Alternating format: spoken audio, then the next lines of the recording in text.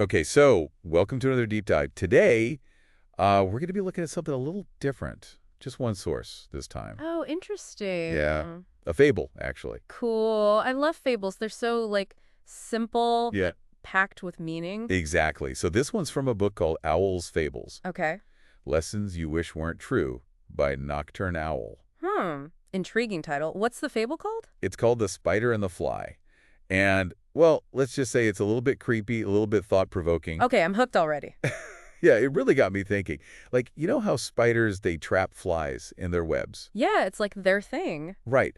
But what if, instead of one spider just, finding a fly in its web like it normally does, Yeah. it finds a fly that's already trapped in another spider's web, Oh, wow. but then, instead of, like, I don't know, helping it out or something, Right. it does something way worse. Uh-oh. Worse than being stuck. That's dark. Exactly. Like, what could possibly be worse than already being trapped? Let's hear it. Okay, lay it on me. Okay, so a spider once encountered a fly trapped in another spider's web. How careless of you, said the spider as it approached. You must learn to avoid traps. Ooh, already judgy. Right. Like condescending almost. Yeah, like, come on. The fly buzzed weakly, pleading for help, so like it's desperate, right? Totally. But instead of releasing it, the spider spun a new web over the trapped fly. Whoa, seriously? Yep. Now you are doubly caught, it said, and that makes you mine. So it's taking advantage of the situation, basically. Yeah, and like rubbing it in. But then the fly says, you're cruel. You do the same to others, Calling it out. right? But then, get this, the spider pauses and whispers, no, I do worse. Ooh, chills. That's so creepy, but what does it even mean? Yeah, that's the real head scratcher, right? Like, what could possibly be worse than trapping and, Eating it, I yeah, guess. that's what spiders do. But there's something about that line, the way it's delivered in the fable. It's just so, Sinister. Calculated. yes. Like the spider's aware of its cruelty on some level.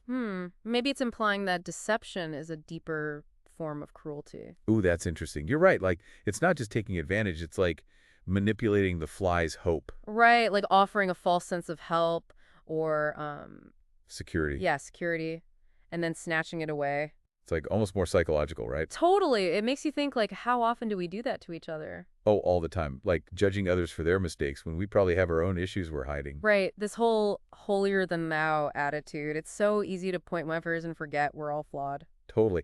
And I mean, isn't that kind of the point of this whole fable thing? To show us something about ourselves? Exactly. And it's called Lessons You Wish Weren't True, right? So it's like these are uncomfortable truths we often ignore. Right. It's like looking in a mirror you don't want to see. Exactly. But the fable also offers a way out, doesn't it?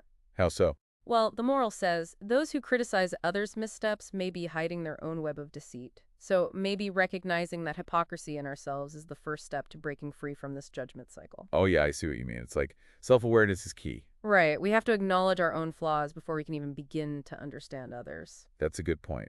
But, it makes me wonder, what would a world without this constant judgment even look like? Like, could we actually create a society where everyone's just understanding? That's a fascinating question.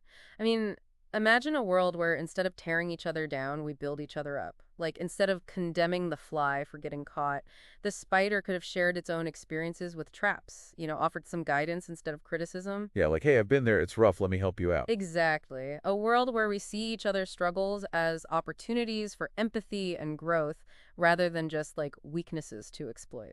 Wow. That's pretty utopian, but I like it. It's a nice thought, right? A world where we're all a little less spider-like and a little more. Human. Well, maybe. Or maybe just more compassionate, regardless of what we are. That's a great takeaway. This one little fable, and it sparked such a deep conversation. That's the power of stories, right? They get us thinking, questioning, and hopefully changing for the better. Absolutely. Well, thanks for joining me on this deep dive. It's been eye-opening, to say the least. My pleasure. I always enjoy these conversations, and I hope our listeners will take these ideas and, keep thinking about them, maybe even start some conversations of their own. Yeah, spread the word. We need more empathy and less judgment in the world, that's for sure. Couldn't agree more. All right, thanks again. Until next time, folks. See ya.